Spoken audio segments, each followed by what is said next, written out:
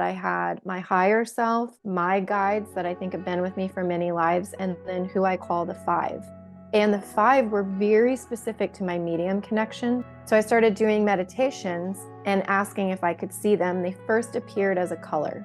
So first as a voice, my intuition, then as a distinct voice, then as a color. Then I asked to see their embodiment, and it was first just dark eyes, so I could recognize what we might call a bipedal shape. They had dark eyes. They seemed, then when, after more time, after I trusted them more and I asked to see them, I saw grays.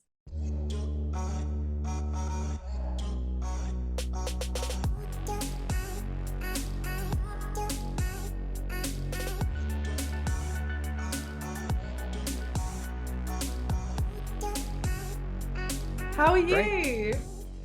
Good. How are you both? Yeah, good. Spectacular. Nice She's to not meet wearing you. red. Should I wear red?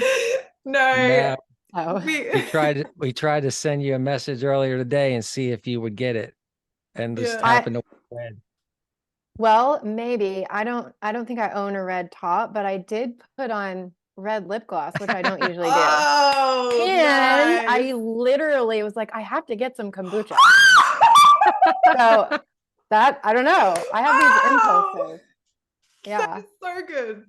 I am putting that in the video. That's That's funny. fucking awesome. I do.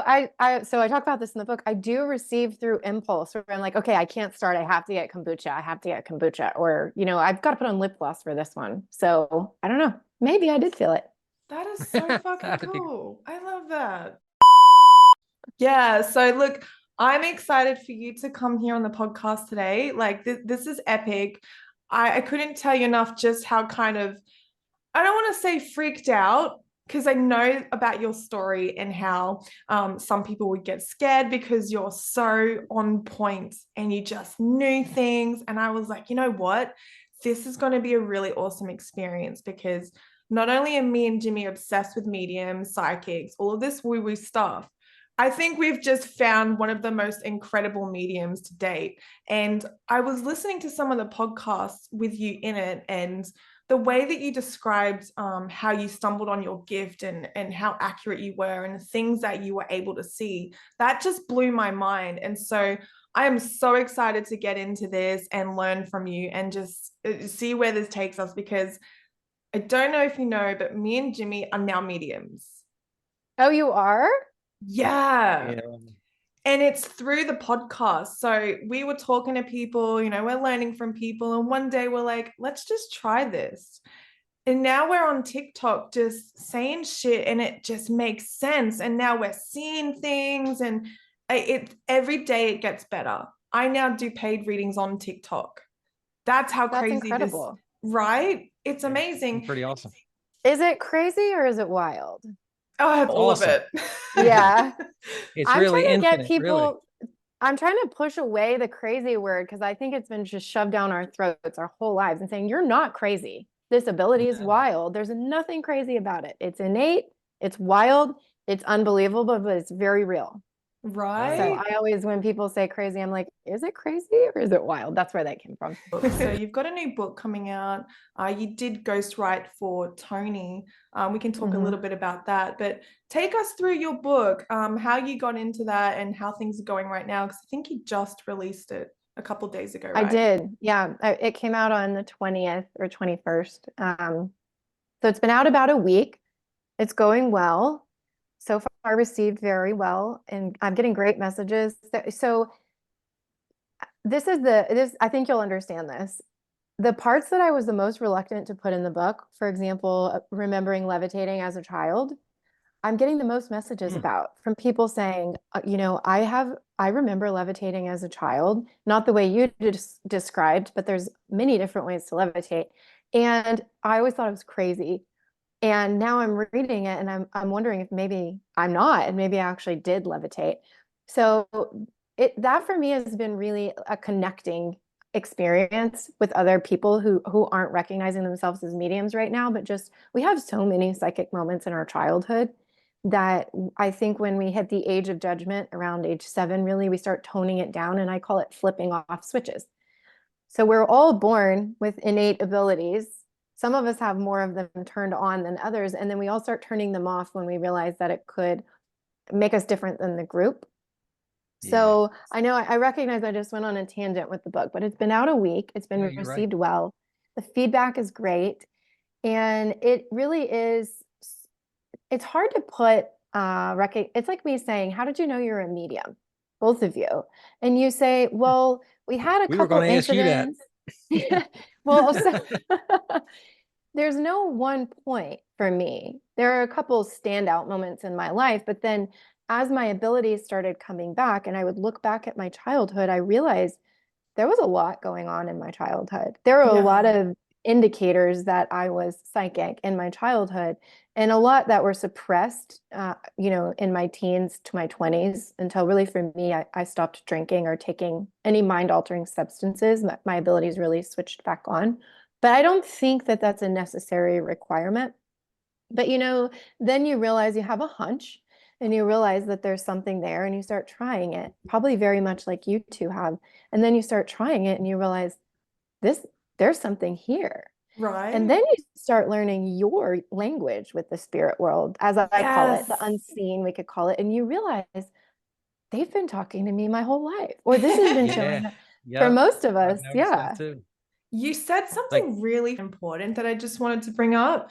But it's like when you talked about stopping substance abuse and things like that, you said it's not a requirement.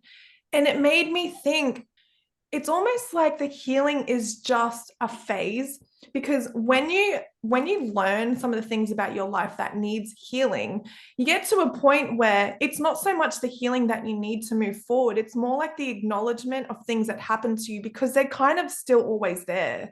But it's like when you acknowledge it and see from another perspective, it opens up all this new energy where you can actually see, oh, I understand why that happened now. And then everything that happens in your life, it's almost like it becomes a lesson. And that's also, to me, understanding the energy from that perspective. So, say that you went through some sort of trauma in a breakup or something in your childhood, whatever it may be. I feel like spirit taps into my memory bank. And that comes to me when I'm sitting with someone. I'm like, oh, you had childhood trauma, because it's something that I can understand. And that's how I learn energy, through that way. Would you agree? And to some level? It's so that I do have something like that as well. And that's how the unseen is working through you. And I have this certain male that I dated in my life that if I see him in my vision when I'm working with someone, I know that they're engaged in a caretaker narcissistic relationship. Not the traditional Right. narcissist that's thrown around so often now. I mean archetypal narcissistic pattern, which Yeah. was existed before everyone was calling everyone a narcissist. yeah. But I know that they're in a caretaker with somebody taking advantage of that. And it's a symbiotic relationship. Both are Yeah. needed. And they feed each other. The narcissist feeds the caretaker feeds the narcissist, and they both push each other into the shadow side of those archetypes. So when I see this gentleman that I dated, when I'm working with someone, that's my symbol for that. But all of Wow. us need time to recognize our symbols, because it Yes. took me multiple sessions to realize, oh, that's my symbol for this archetypal pattern and relationship going on. Versus, sometimes I'll connect with a client and I'm getting a symbol specific to them, especially if it's a past loved one. And I'm curious if either of you experience this in your medium connections where you say, I'm seeing a blue bird figurine. Did anyone in your family leave this for you? And they say, oh, yes, my grandmother did. It's just over on a shelf, and that's how their grandmother's showing up, identifying themselves. There's no Yeah. way to know this unless you have the chutzpah, as we say in this household, to try the Right. courage, a little bit of belief in Yeah. self to try. And it takes time to learn your language. You got to be a little fearless when you do this and Yeah. not worry about what people are thinking about you. Hmm. You got to get in flow state and it just works out better. It's My experience. And interesting that you said that as well, when you see an object and it connects you to the person in passing, because when I first started, it would be like, oh, female is right side. I'd get goosebumps on my right side. Same with the left, and that means male. And they would come forward, and then I would brainstorm, oh, it's linked to an auntie. And they're like, yes, it's auntie. I'm like, oh, she's showing me a capital C, meaning Cancer. So it's like I'm learning the language. But just the other day, we were on a one-on-one Zoom just practicing with a friend, and I saw the weirdest shit. Like the weirdest shit. I'm seeing him carrying this baby, and it looked like there was a smoke ceremony. And I'm like, did you bury a baby or something? Like, what am I seeing right now? But I trusted it. And I'm like, I'm getting reference to a devil. And then he was talking about how, yeah, we had this baby doll and we had to release evil spirits from this baby doll, and we did a ceremony for it. And that's when I realized I really do have a gift and I want to follow it. And so that happened just the other day, and it blew my mind because I've really been doing this about 6 months now, right? We'll keep going. I hope you keep going. I am, but that's why I'm Yeah. excited to talk to you, because I know that you mentor, and I'm like, oh, Jackie mentors. Oh my God, this is exciting. What is your book, the whole book about, like in general? If I had to summarize, it's about my relationship to what I call the five, who are appear to me as ETs. And they've been coming to me throughout my whole life, but I didn't really recognize it until my late 20s. And they guide all of my mediumship connections. And they help me when I'm having trouble in my own life or with clients. I have not seen them physically, but when I go into my meditations and I ask to see them, so I'll just get into this. This is all in the book if I don't cover something and you're curious, but Yeah. they first came to me through what I would call my intuition, or so I thought. And then as I started doing yoga and just being sober, really, and it's, again, I want to say it's not about necessarily, I have to be careful. There are some prescription drugs that absolutely alter people in ways where I can't even get a read for them, namely Valium. Valium, it does something to the human psyche or vibrational state where I'm like, I can't read for you. But Really? yeah, it's interesting. Valium. It wasn't necessarily about the specific substance. It was about clearing my mind and not giving myself a break from my discomfort. Because I think that my abilities were making me uncomfortable. They were differentiating me from my peers. And in order to avoid that, I would just check out by, having a couple drinks, whatever you get into. So when I started clearing my mind, not allowing myself to run from my discomfort, and also for me, it was very tied to a yoga practice, but I since understand that's more about moving that stuck energy, those stuck traumas in our bodies. I realized this intuition has a different tone. The most similar thing I could explain that to is if we're all looking at each other in a circle or facing one way and somebody walks in behind us, three people, we can understand that there's three different voices if they start talking. We can recognize the voices as distinctly different. If you sit with your intuition long enough, you'll begin to recognize there are different tones in what we call our intuition. And so there might actually be a lot more behind that intuition that's actually guidance from the unseen world. And so I started to notice that, oh, this intuitive insight came through with that certain tone. And I started to understand that I had my higher self, my guides that I think have been with me for many lives, and then who I call the five. And the five were very specific to my medium connections. So I started doing meditations and asking if I could see them. They first appeared as a color. So first as a voice, my intuition, then as a distinct voice, then as a color. Then I asked to see their embodiment, and it was first just dark eyes.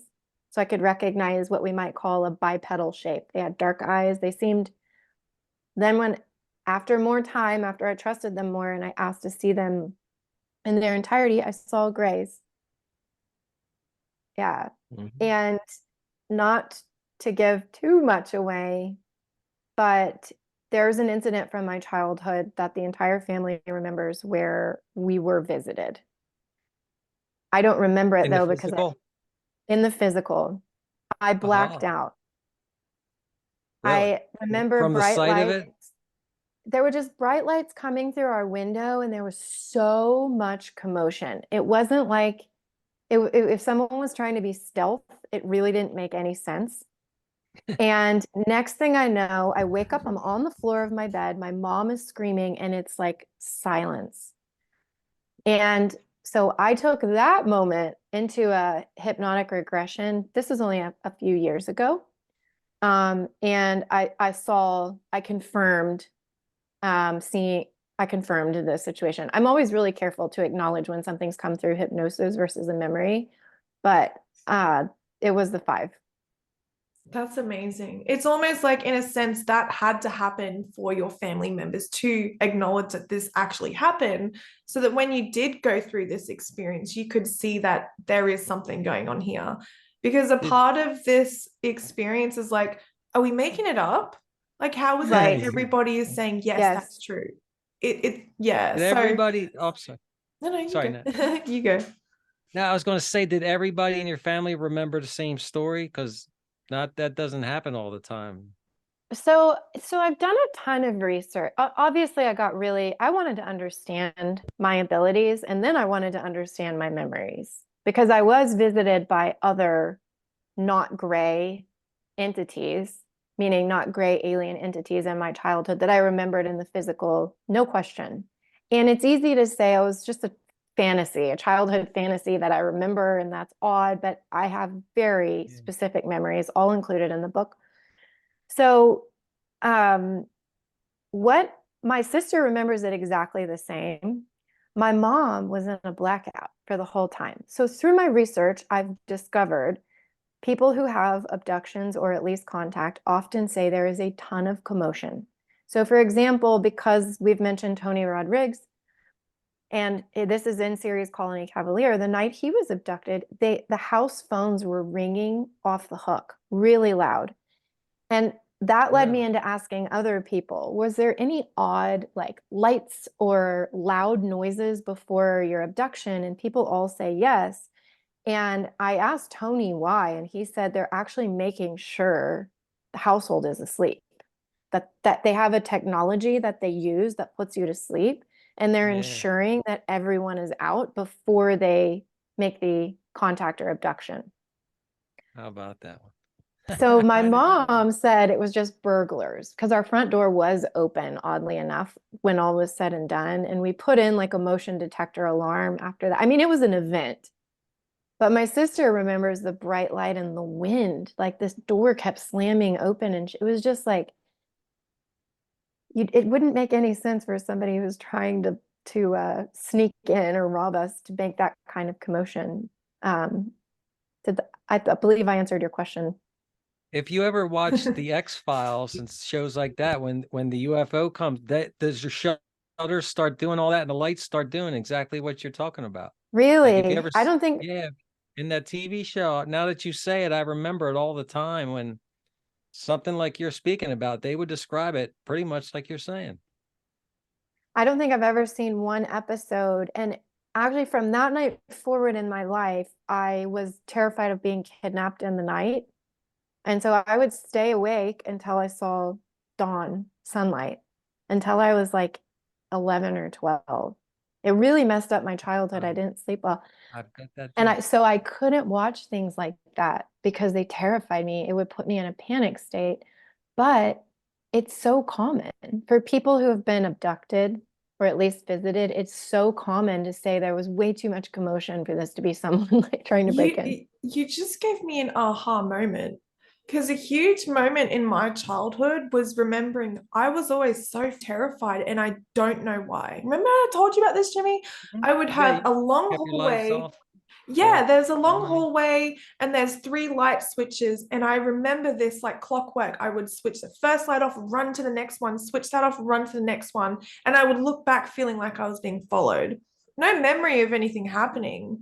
And I would sleep with my light on my entire childhood. I couldn't watch scary movies. It scared the shit out of me. And I wasn't like my friends. I didn't understand why I was that way. And I always had this fear in me my entire life following me. And I look back at that, I'm like, what's that about? Like, I never understood that. So that's another thing that got me interested in doing like past life regression and finding out if I had any experiences. And Tony brought that to my attention because he's like, you know, if you're interviewing people like this, it must mean that on some level you had something to do with it somewhere there. I'm just so curious. So I guess that would lead me into my next question is, how do you help people unlock these memories and get them to understand if they were in fact a part of all of this ET contact, you know, SSP, all that stuff? Where do you begin? Well, that's a long answer, but so Tony really actually, he's the first person I dedicated the book to out of 5. But so Tony fielded a really kind of struggling, incoherent, random message from me 7 years ago, let's say, where I said, like, I don't know what's going on. I don't know who to talk to. I have these odd memories. And Tony gave me some tips that I think pulled me out of darkness. And we made a course, which is about recalling memories, all about how to recall your own memories. I'm very careful. I don't do it for other people. I don't think anyone should do it for another person because I think that our higher selves play a role in the velocity at which we connect to our memories and our abilities. And that if you stray from that level of protection from your higher self, it can cause problems in many ways as well, because anybody can make up anything. And that's just super dangerous. And I am an advocate for working with a very qualified regressionist. And it doesn't, so here's where I ruffle feathers. It doesn't have to be QHHT. In fact, my best regressions have been outside of any of that, where I found a what we'll call neat and pure hypnotherapist who didn't know anything about the programs because he didn't front load any questions, or he didn't, sort of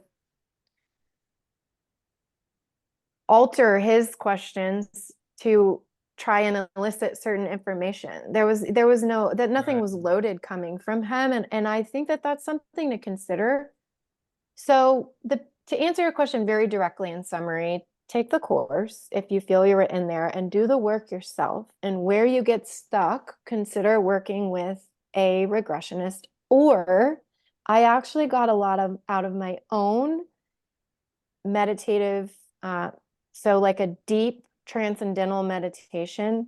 I was able to remember things that way as well. And specifically, I use the Monroe Institute recordings. How about that?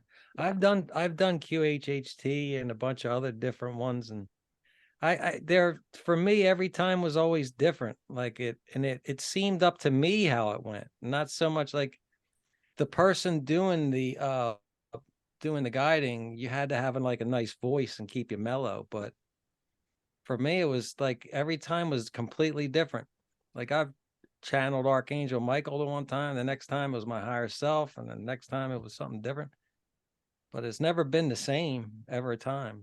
It's just what I'm saying is it didn't matter at all if it was QHT or SHH or any type of thing. It was whatever you were able to do at the time. Well, That sounds healthy. Yeah, it sounds healthy because it sounds like it was guided by your higher self, which is what we want. Yeah. We want your higher self to be guiding the connection and the unfolding of information and what you remember when and why and what you can handle. I mean, people who get too much too fast through that circuit, they can end up, institutionalized. It's not uncommon. Yeah. Because it's just too much too fast and the nervous system can't integrate it. So what you're describing to me, I'm not an expert in this. I got my certification in hypnotic regressions, but I don't really practice. But it sounds healthy. That sounds like a healthy experience. Oh yeah, they were great. I mean, I'd seen quite a few past lives. They always start off, I see some past lives, clips of stuff. And then all of a sudden my voice will change and because I'm really animated in the beginning and I curse a lot and stuff like this. And then all of a sudden it flips and my whole accent changes, and there is not a curse word in the land. Like, it's really direct, and yeah, a lot of great information comes out of that. But for what you were saying earlier about these things coming off when these energies being released when time comes, the lady tried, the girl who did mine, I have this block on my leg here from like women issues or something, and she tried to get it off, and my higher self said to her, it's going to come off. It's there for a reason, so that he doesn't make certain mistakes. It's to remind him not to go back and, do past mistakes he might have made. So when he's over that, it will come off by itself, in due time. That's fascinating. Yeah, it was pretty wild. Yeah. I think that our higher selves orchestrate a lot more than maybe we realize until you do get into these methods. And then you're like, I chose all of this. Yeah. My higher self as a soul form or a star form chose all of this. Interesting. I did, I real quick, it was funny you're saying this, because the time before this, it was Archangel Michael was coming through, and the same girl did it, and she was in the room, and she says, well, Jimmy's got a lot of like incredible experiences and all these stories in and out of spiritual life. And what Archangel Michael said was, the architect of his life has an incredible imagination. That's pretty much exactly what he said. The architect of his life has an incredible imagination, therefore he lives that because of his imagination somehow, I guess. That's cool. That's kind of Yeah. deep. That's actually really deep. Yeah, it was pretty great. Yeah. One thing that I want to bring up, and this is something that I question with, this journey. I don't know who the fuck I'm talking to.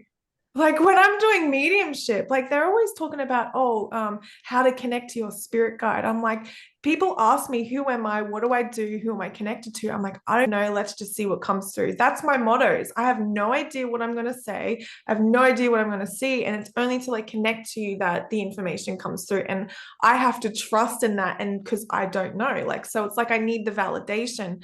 But I guess I question is like, is this telepathy? Because I can bring up shit that you're doing right now, things that you did last night. Me and Tyler play games and he'll be like, what did I eat last night? I'm like, oh shit, this is testing me, but I get it right. I'm like, I don't know who I'm talking to. So is it telepathy? Is this just like, like I have so many questions, and then it also comes down to like, I totally just blacked out and forgot what I was going to say. But another thing, there we go. Spirit guides. Who are they? And do we actually need to know who they are? Like, do you know what I mean? This is where I'm like, I don't even know. Well, trying to meet her. we get what I really hope you'll read the book. I want to read the book. I'm getting the book. I'm sending it. So actually, I went to grad school in Australia. So some of my very early clients are Australian. So are you in Australia? I am, yeah. Okay. I'm sending a batch over, and if you want me to put a physical copy in, I will, because I don't think you can get it there. But aside from that, yes, telepathy is involved. But the bigger picture is that consciousness is non-local and non-linear, meaning linear time is a man-made concept, and consciousness doesn't really need it. And when we connect to that aspect of ourselves that exists around and outside, but still connected to our bodies, we understand that we are non-local, non-linear beings. And that's where I think tapping into that part of who you are allows you to be a good remote viewer, a good medium, a good psychic. It allows you to understand. So I don't want to get too abstract, but I don't even really resonate with the concept of past lives. They're actually all happening simultaneously, which has to be true if nonlinear time isn't true. And I think that that's why they call to us. I'll still refer to them as past lives for this conversation, just to make it easy to chat about it. But I think past lives call to us because it's an element of our oversoul spliced out asking for recognition, asking for help, asking to help us. It's wanting to be reintegrated. And I really hope that if you have that call to connect to your past lives, that you trusted and listen, because I really believe it's just splicing of the same oversoul. You don't, in my opinion, I'm not an authority. I can only tell you from my experience and my perspective. I don't think you need to know who your guides are. If you try and you ask and you work on it, they will reveal themselves in a way that's identifiable to you. So I have 8 guides that I've seen throughout my life, and I list them all out in the book. Here's why I like knowing who's who. If I'm going into a deep meditation for my own stuff or a client, and I really want help from the unseen world, I like to know who's showing up to help, because I know that if it's the 5, that they're going to show me trauma moments in this person's life that are really keeping them stuck in what I call the earth-based vibration. So they're not going to have a higher consciousness connection because they're earthbound. But I know if Aranka is the name of my main guide shows up, I'm working on stuff I've been working on for lifetimes. Many lifetimes. She's the partner of my oversoul vibration. So for me, it's neat to understand who's showing up, to know, and I'll think it's something for my oversoul. This is like many lives, something I'm working on that important. And then my twin guides show up and they're just like ego earth shit. They're funny, they're sassy, they're like, this is not that important, honey. And it gives me relief. So for that reason, I think it's a worthwhile endeavor, but you don't have to. I didn't recognize mine for a long time, and I was still doing medium sessions. I didn't know who was who. And the 5, I asked them who or what they are, and they answered with a sound that sounded like a scary evil monster in a movie. And I was like, I can't even repeat that, so I'm going to call you the 5. That's Can't give no hilarious. hand signals or nothing. I was like, okay, okay. I'm not, yeah. Imagine if this entire conversation, I was like, so when I'm talking with, because that's what I called them. Hot foot. Yeah. I do know what you're saying about the knowing which ones they are, because like you said earlier, I was in contact with one of these guys is a gray alien, and I had like a channeling session with this guy for a few hours, girl, whatever it is. But listen, the personalities are way different. Like, you better know what it is, because when this guy is talking, some creepy stuff starts coming out. Like, for real. Like, so you might not want to listen to the advice of everyone that's coming to you, at a particular time. It's discernment, and it's learned with time. I was going to ask, Natalie, do you have a prayer that you start with, though? Do you at least set your intention, or you just like, let's see what comes?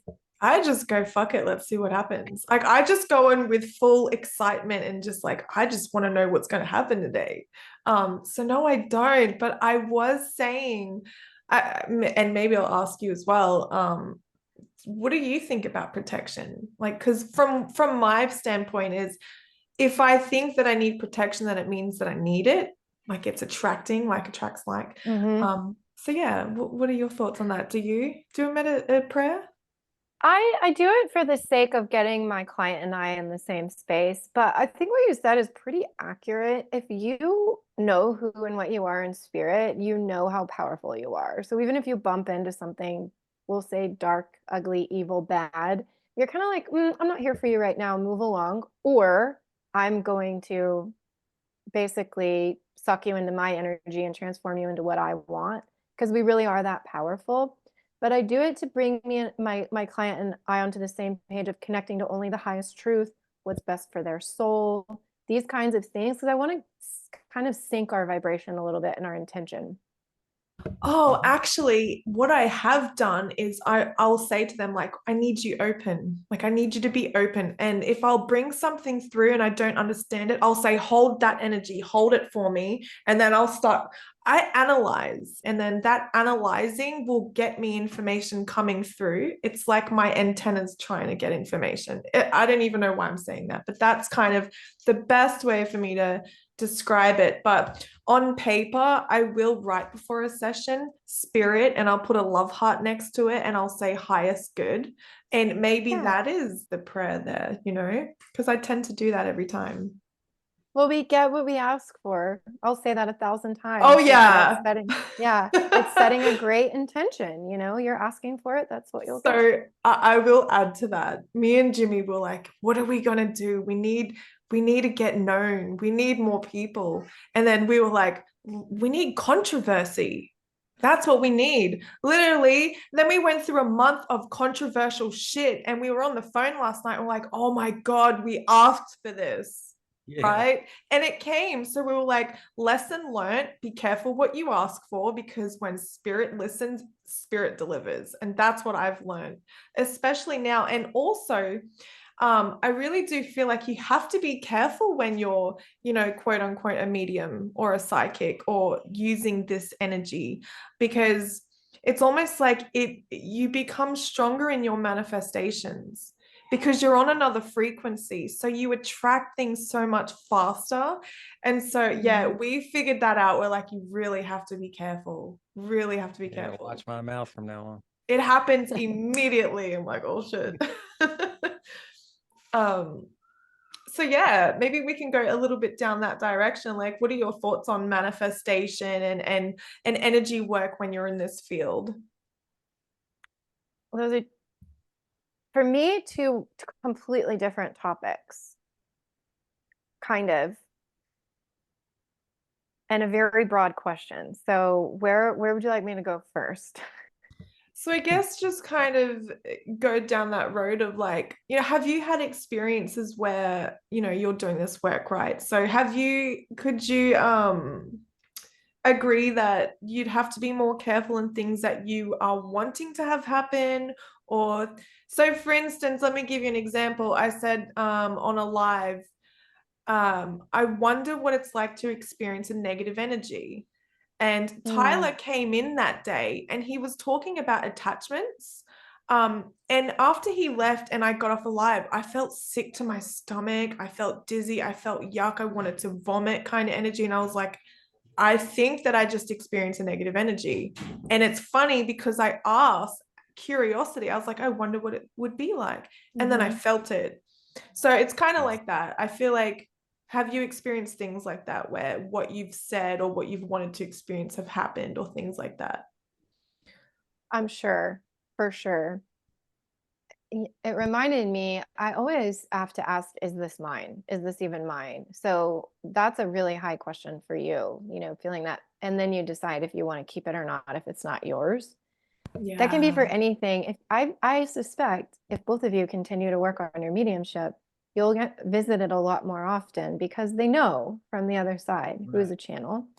And it's something I learned to do, is to say, are you here for me? Are you here for, you know, a client coming up? Or this is such a big one for me. I will take on the physical ailments of a client right before a session. So my knee might start hurting to the extent that I tell my husband, I think I need to see a specialist. My knee is hurting. And I'll have the session and I'll ask, by the way, do you have any knee injuries? And they'll say, oh, yes, I just had knee surgery. And then it's completely gone after the session, because that's how entangled we are if we choose to be. I wanted to Oh, go, so you have to ask, is this even mine? Always yeah. remember that. Are you even here for me? And if you want to talk to the spirit, that's fine. And if you don't, you say, well, the session, if you're here for my Tuesday session, please come back on Tuesday. I'm not working right now. And they're usually really cool for me. When you were talking about energy work and manifestation, I think that what we need to realize is we have the ability to see all future possibilities, the good and the bad. And whatever vibration we're in is likely, it is going to bring forward that future possibility. So you asked about energy work or manifestation. The energy work is the means by which you get into the vibration of the possible future that you want. And something I've learned like hell this year is willpower, doing something you don't want to do, is energy work. Like getting this book out in 6 weeks, I wrote this in 6 weeks.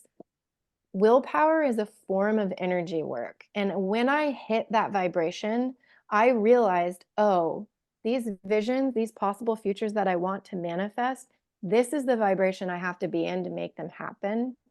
And that's something that was like a big breakthrough for me to understand. Like willpower is a vibratory state, operating from willpower and forcing yourself to do something you don't want to do. Speaking of vibration, girl, I'm fucking buzzing from head to toe just hearing you say that. I'm like, oh shit, that's energy right there. What about the food you eat and stuff like that? How important is that and all that for you? To me, it's the same as, mind altering substances, at least in my experience. And I talk about this in the book too. I'm not going to plug the book anymore, but I like really kind of geek out at it. I don't want to give the book away. It just seems like we're hitting on everything. At least he'll have it all in one place. So it's helpful, but not necessary.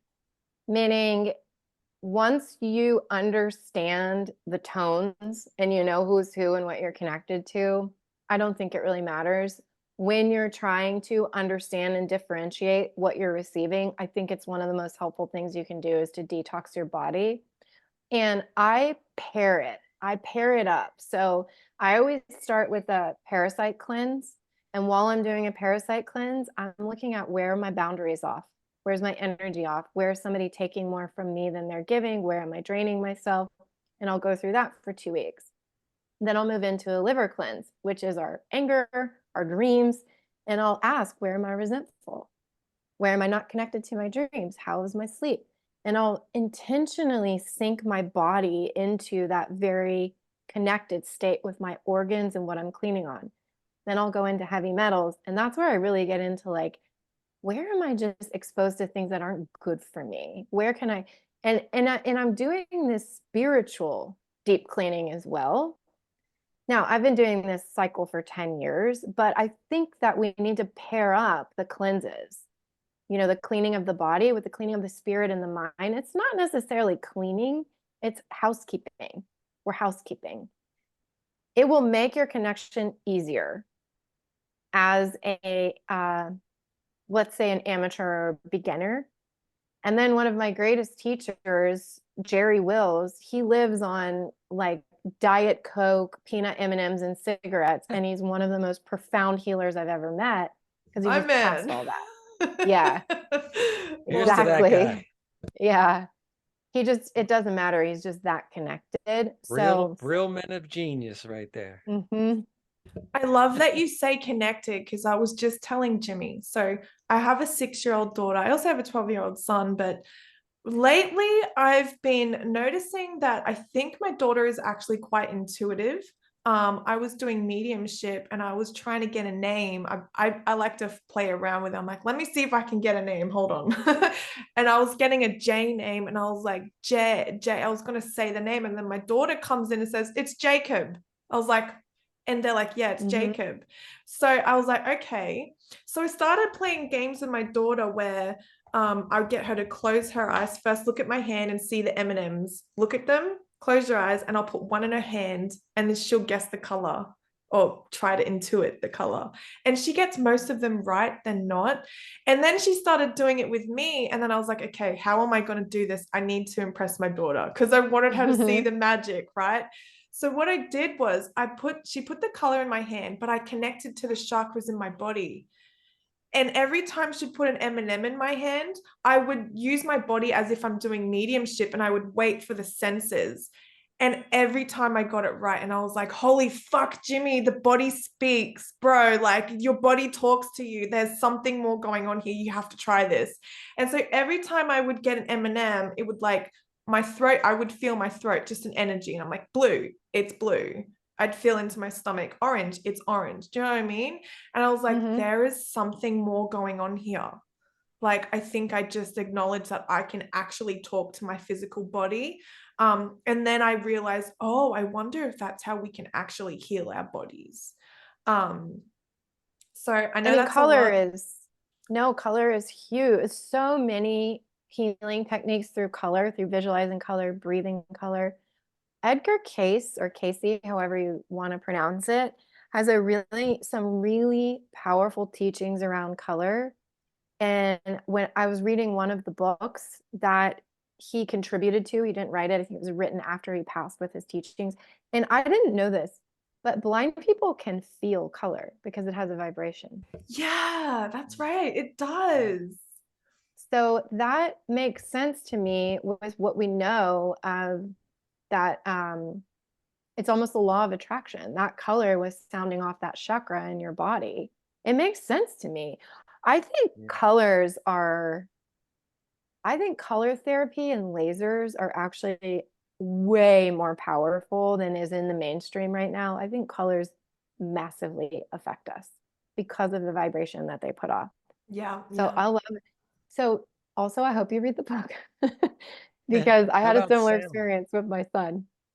How, I how love about it. the sound bowls for healing and stuff? People Yes. use a lot of sound bowls and things like this, and bells and what have you. Any particular bells somebody should try? I think it depends on what you're working on. There's really great charts available for free. You can just go search, that will tell you if you have ailments. And oh, I'm going to geek out on this. Okay. It's not someone's voice can actually heal you. So whatever ailments you have, you can look up the right, or not right, but the healing frequency for that. And you can work with either a tuning fork or a bowl. I used them on my son when he was a bitty baby, tuning forks. I also use them when I'm doing the cleanses. Like if I'll work with the liver frequency, healing frequency. So, okay, there's an app you can get on your phone. I can't remember what it's called, but you can speak into it and it will tell you the notes that are missing in your voice. And those notes are the ones that we need the most for healing. Oh, It's that's like, this is a amazing. measured study. It's wild. Oh, wow. Mind So that's blown. almost like having a vitamin deficiency with the food you eat. Now, with the sounds you speak, there's a deficiency in there that can map out your problem. Oh, And this has been studied. This has been studied with people with like liver disease, kidney disease, certain ailments. And because once they discovered it, it was studied, and they found that if they started integrating the missing notes through sound therapy, that it would reverse the issues. And That's if you amazing. think about people yeah. who grow up and they're stuck in their voice like this, and you're like, honey, you need some D note, like you need to get like You need the D. whatever. I don't even Sorry. know. Oh, that took me a Oh, that minute was to get hilarious. Sorry, I took that a step No. further. That was funny. I didn't mean that to come out that way. I'm just saying, like, but some you need bass. the low notes in your life because Wow. you're stuck. How about Yeah. that? That's hilarious. What is what's the name of this device you're talking about? This website? Do you know it? It's The app. It's an app. I just upgraded my phone. I didn't move all my apps over, but it's an app. My old phone's not around here. It's called Note Detector, I think. You could literally talk into it, and it can tell you every note that shows up, and the ones that aren't there, try doing sound therapy with that. That's awesome. I mean, I worked with a Incredible. woman 5 years ago who was stuck in that voice like this. And we had her doing that sound therapy and playing that note. And I'm telling you, her film career took off. She's winning awards. She's making tons of money because she's showing up fully embodied and developed. And it was wild to watch. And our main focus was building her connection, but the notes, it's a very real thing. This is not something I specialize in. I'd known her for a while and worked with her for many years, and we finally got to tackle that together. But I felt like after that, she really advanced. And I know that this has popped up throughout this community many times, at least I've seen it, but the bells that used to ring for churches, that was population healing. It really was, because my husband and I recently stayed in a small town that still had a bell. And we were like, do you feel that? Do you feel that when the bell would go off, you would just reset? And I think there's another link there. Are they also made from copper? Is that And something about copper is quite healing to our physical bodies as well. So, Oh, for sure. I don't know what they're all made out of, but I know there was a big effort after World War II, I believe, yeah. to take them down. Isn't that Yeah, weird? 'cause Like that's wild. Yeah. It's like almost they're all the up to churches something. had them in there. And now Hmm. you don't hear that at all. I remember as a kid, we used to hear that church down there all the time. And now you're saying this, I remember we haven't heard it in 30 years, 20 years. I know. You know, that's nationwide. It was like a vibratory reset. I mean, it affected you. If you remember that. You remember the impact, I'm sure, where you just would take a breather and you could kind of feel yourself reset every hour. Yeah. Mhm. So what do you think would happen? Okay, so if all these bells across the lands are taken down, that's a constructed effort by somebody in charge to do this on purpose, and nobody tried to stop it from happening, right? And they did it without Yeah. us even knowing it happened. Like we're ignorant. Most people are ignorant to what we're even saying right now. So how does something like that happen, in your opinion? I mean, I want to keep you on air. I think either you just do it quietly and nobody puts together, oh, they took the bell out of the church. Oh, they're doing it across the nation. I mean, I think we just lived through, 4 years of example of how compliance is easy. It's not hard to get Yeah. compliance because Yeah. what are you going to do? Yeah. I mean, there are churches that didn't agree and they still have their bells. Oh, But most right. people don't realize, like, I don't have to agree to this. Yeah, that's one thing that I think people need to be empowered to understand is that you don't always have to agree. You don't. But we're so conditioned and programmed that if they say this goes, then this has to go. And if I do something about it, well, XYZ will happen. But that's just a thought construct as well. There's a lot of fear in this reality, and it kind of sucks, but it's like, what can you do? What can you Well, do, and I Jackie? think it's you always have options.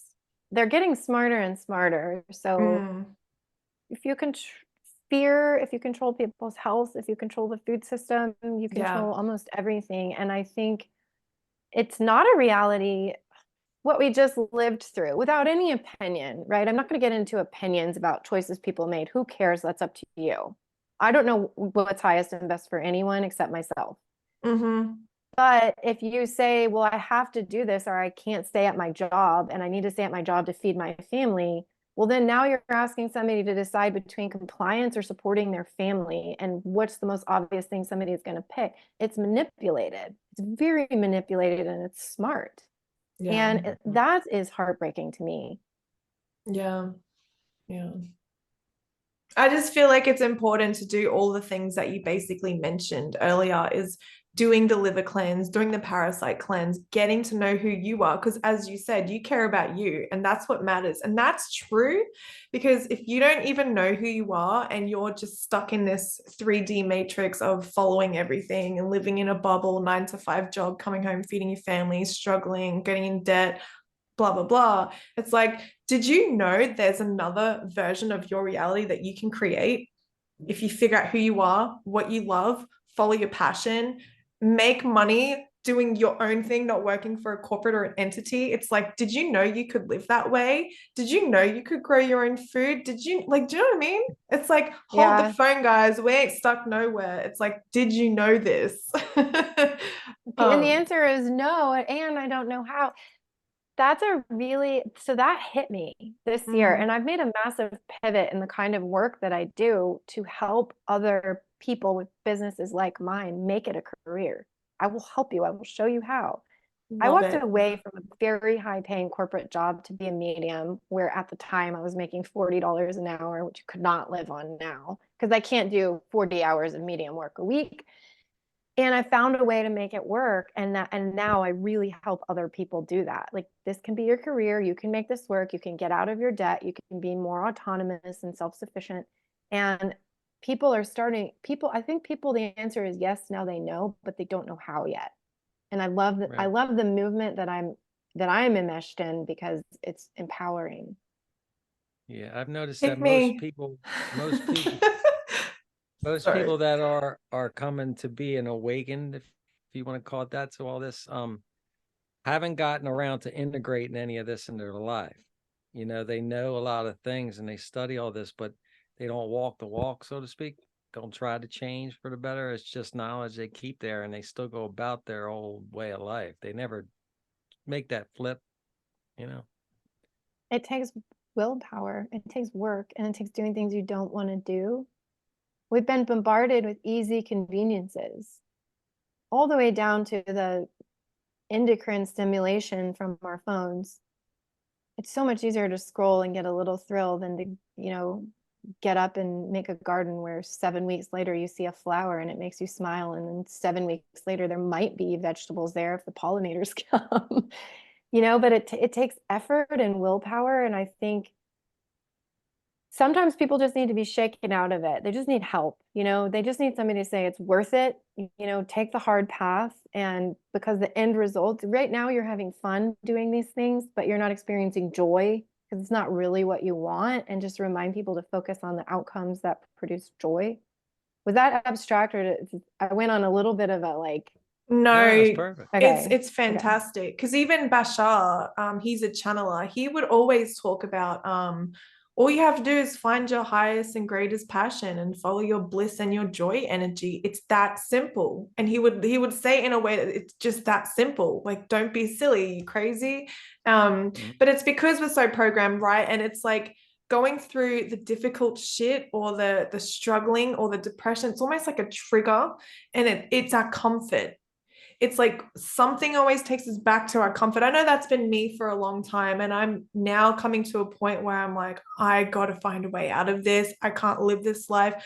I'm at the stage where I don't know if I want to jump out of my body or if I want to move to another town and get rid of everything that I know. And like, I'm at the precipice right now. I'm at the stage in my journey where I'm like, shit's not working out. I got to do something about it. So I love that I got to talk to you, because it's almost like you're reading my soul right now.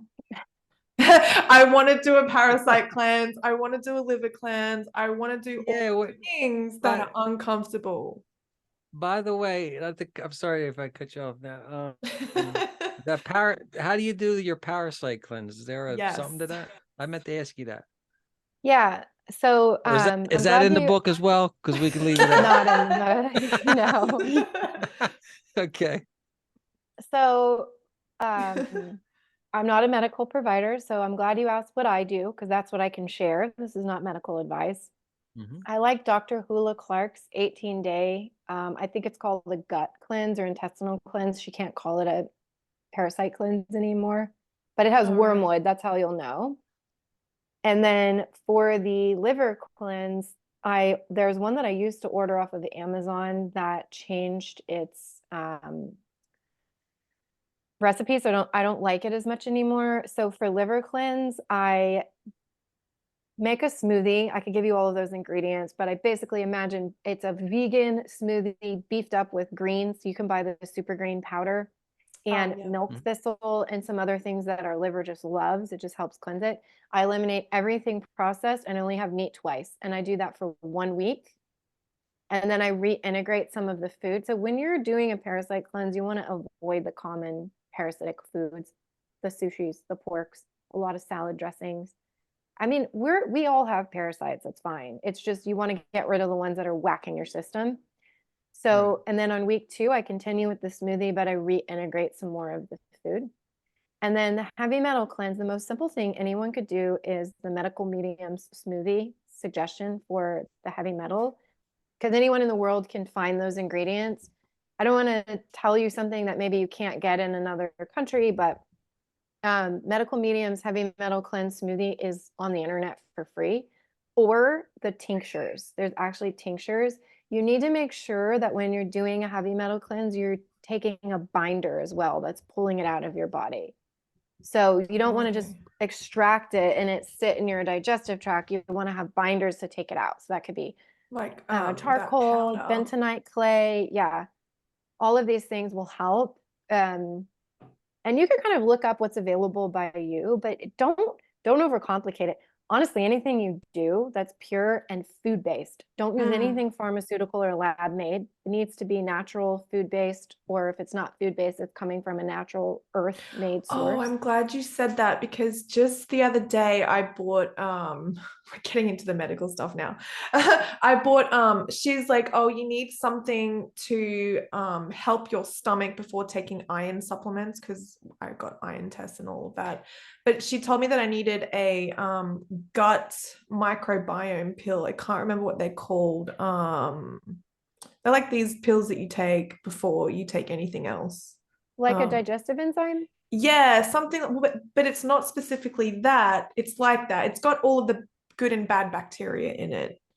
One of those Like a supplements. prebiotic? That. A So I couldn't think prebiotic, of it yeah. off the top of my head. I bought them, but I haven't taken them yet, because I'm like, do I want to take this from like I'm just staring at it. I'm like, do I take it? Do I not take it? Tell me. Because I'm like, I'm so funny with pharmaceuticals. It makes me uncomfortable. So I'm like, I don't know if I want to take this or just like follow the medical medium on this situation, because I'm like at war with myself. Like, how do I get better? Because I don't want to take anything and it scares the shit out of me. So So it's like, I guess I'm saying, would I follow my intuition, like maybe not take it and find another route? Because I don't know why I just get so standoffish with anything pharmaceutical. Yeah. This is not a widely discussed or well-known part of my past, but I studied applied kinesiology, nutrition response testing, and worked in an alternative wellness practice doing energetic nutrition for many years. So this is not just a hunch. Huh. I would muscle test it. I would All hold it on your right. stomach and put your arm out and have somebody in your house push your arm. And if it goes weak, it's not for you. And it's that simple. Also, I would take it out of the bottle, unless you don't want to open it to return it. I would take it out of the plastic, actually hold some, put it on your stomach and muscle test it. If you're Right. just trying, I mean, there's so many natural, easy things you can do. This is the other lie we've been told. The solution isn't easy. So I would say put a splash of apple cider vinegar into some lemongrass tea. You're going to get most of that crap she's talking about, because Yeah. lemongrass tea will eliminate the microbiome that stops your body's ability to kill off the things that you want to kill off. So candida has a really strong, it's not a microbiome, it has a barrier. And that lemongrass tea is going to cut through that so that you can eliminate the candida. I Damn. mean, these are how I approach things. Again, let me be Yeah. careful. And then honestly, chlorophyll is going to pump your iron like you'd never imagine. And my midwife's taught me that. I'm so Because glad you just told me that. Thank fuck. chlorophyll, and there's a supplement, I don't know if you can get it in Brisbane, called Hemoplex.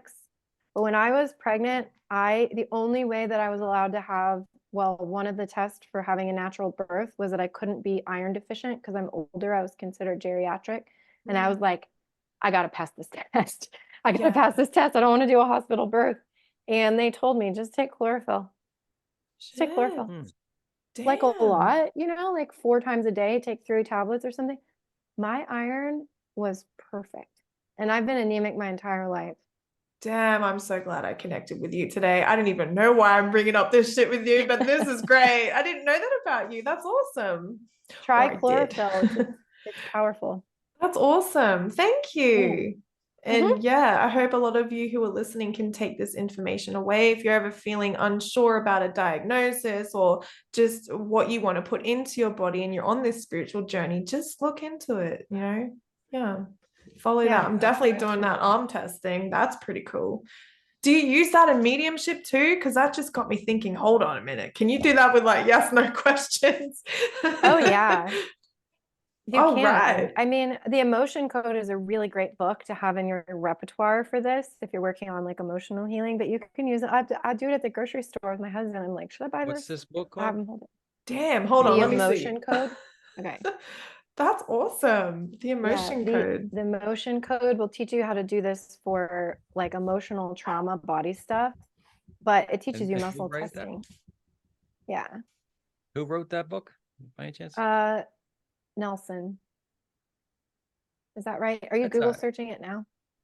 I'm not. I Is it will when I Nelson? get off. Oh, I believe it's Dr. Nelson. Yeah, It's we'll put it up on the it's screen in right my now. book. Yeah, listen, It I'm is. going to need a free book out of this now. Okay. Yeah, that's awesome. I love I feel this. like I've read it already. Yeah. Well, I guess we got to get the book. So I fucking love that you came here today to share all this information. I'm only kidding. I'll buy the book. I'm kidding. Right? Yeah, I'm buying Uh, the book. I want to support you. I don't want it free. I want to buy it. I love the shit out of you. I think you're amazing. Well, thank you. And thanks Yeah. for having me on today. It's really incredible to be connected. Yeah, Yeah. this is awesome. I I enjoyed this a lot. I'm going to Right? rewatch this a couple times. Yeah, But, I think I've learned a lot from you just in 1 hour. Like I just love it. I love connecting to people who are like you, like-minded people. I love learning. I love just diving into the woo-woo things. It's just awesome. It's kind of my thing right now. It's what I live, breathe, and I love it. So thank you for coming on. Yeah. I hope I can be an inspiration to you that you can turn this into a career if you want. Oh, I do want to. That's why I'm Yeah. gonna talk to you later and be like, girl, what do you want? What do you need? Take me. That's in the plans. We've been asking the universe for that. Yeah. I Along guess that with that chaos being we talked said, what do you do? What it for those watching as well who might want to get in contact with you to make their spiritual gifts a business, what would they do? What do you do? So I'm doing medium sessions strictly through referral now. Although there's still a button on my website, I hit the 2,000 mark on sessions, and I was like, I don't know. So I did make a big pivot this year into more business coaching. So people who have something really special to offer the world and want to make it a career so they can do it for lives and have income and spend time with their family. So I've been doing that. And then when I was writing this book, I decided to open it up as a program for other people who wanted to self-publish. So there were 10 of us in the group, and it was such a success, in my opinion. I was very happy with it that I'm going to turn it into a program for others where it's like a community of people who want to self-publish. But This is the that's more book we're like, talking about, right? It's the same book. There you go. Get the book. yeah. So Tyler's counterpart, Aaron, was in the program and he published his book this week. And I'm so happy for him. It was the number one new release. Yeah, he did a great job. Really? I just got the copy today. And, I was kind of like, let me see how the books turn out before I know if I want to offer this. But I think, books are, people ask me, do I think everyone should write a book? And I don't think that's asking the right question. Does everyone have a story worth sharing? Yes. Will everyone make money off of a book? No.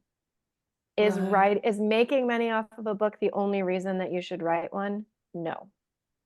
So it's different for everyone, but I want to support the process because a lot of us get hung up and we're like, how does this work? How do I do it? How do I format? How do I submit? What do I do? How do I make a good listing? And that part I can share with people. And so I'm going to open that up in May.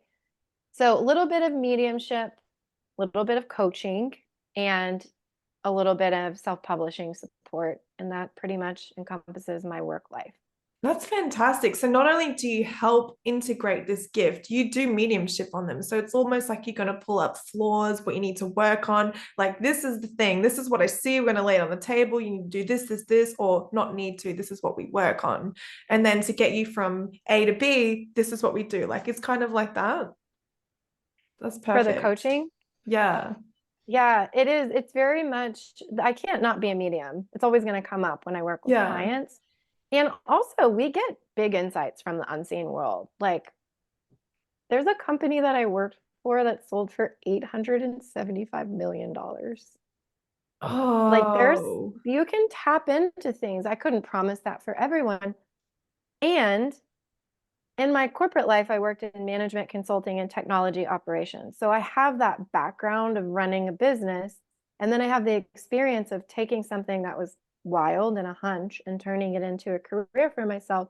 And I just put it into this combo program a lot of reason why we don't thrive is because of our vibrational work that needs to be done. Mm, And so I yeah. get to pair up with people and be like, hey, let's get through this together.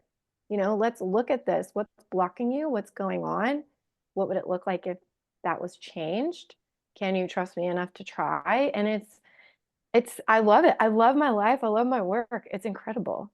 That's And then the awesome. writing is like a passion project that turned into something. So that speaks to Bashar. Is that who it was?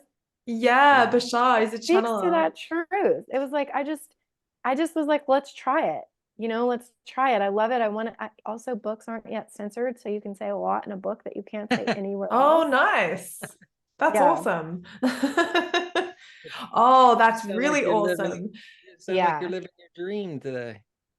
Yeah, things are, whatever. I have the same ups and downs as everyone else, but I love what I'm doing, so it makes it easier. All right. All That's right. So tell me this before we end the podcast. Um, do you see future events? Like, how far does your mediumship go? Like, what do you see future things? And if so, could you leave us with a positive note and then leave us with something that we can look forward to? Well, those are both positive things, right? So you want me to leave on a high note. You don't want to know the bad stuff. Yeah, I don't want the bad shit. I don't need that in my life right now. I think that yes, I see the future. I don't do future reads for people. I reserve them for myself, and my husband and I follow them very with a strong understanding that they're accurate because they have been for us. For the world, um, this is going to first sound negative, but the earth has been unnatural and altered since its inception. What we're going through is not new. Mhm. And so I just look back at all of the beautiful things that have happened regardless. And I know that that's not going to end either. And you get what you focus on. Mm-hmm. So I would just remind people what we're going through is not new. And you're going to get more of what you focus on. And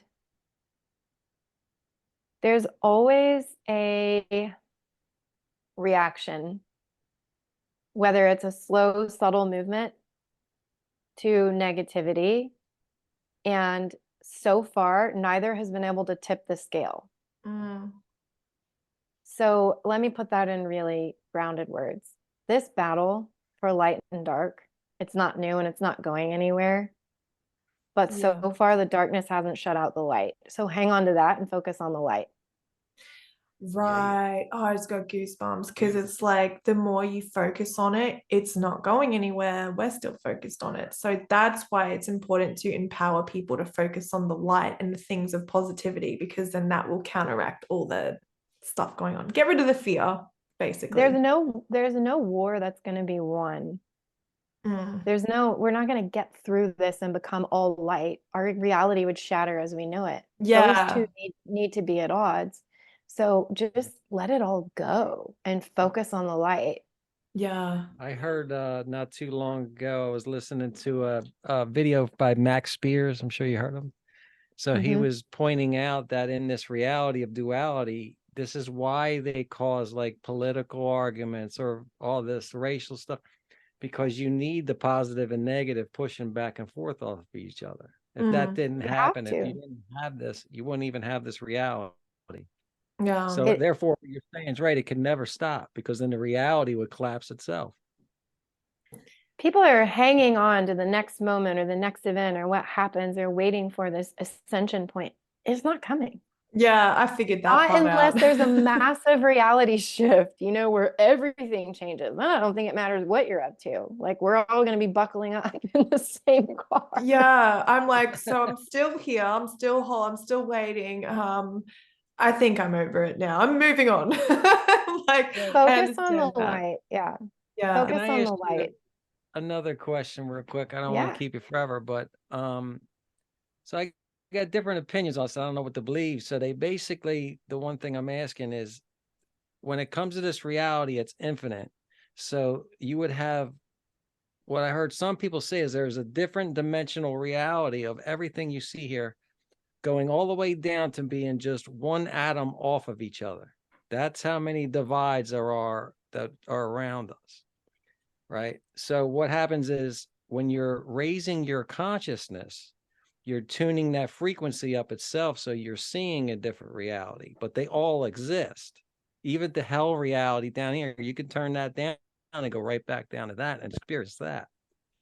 But then I talk to people that say there's just one reality, you got your free will, and that's it.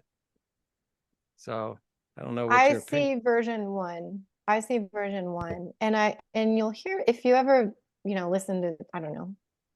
I know people aren't going to go research everything I've ever said, so I'll just say it like it's new. Our existence allows endless realities to be true, and they can be conflicting with each other. Yeah. Because that's how many, let's say, channels, layers, levels there are that you can tune into, where all future outcomes and past experiences exist. So someone can be here and that whole band is true, and someone can be here and that whole band is true, and those two are at odds with each other. Yeah. That's how massive this existence is, and They're that's how both endless actually right. Correct. They're both right and They're true. both wrong. Yeah. Yeah, they are. They're both not real. But that's why you have to Right. become the observer when you're in this kind of work. It's like, I understand.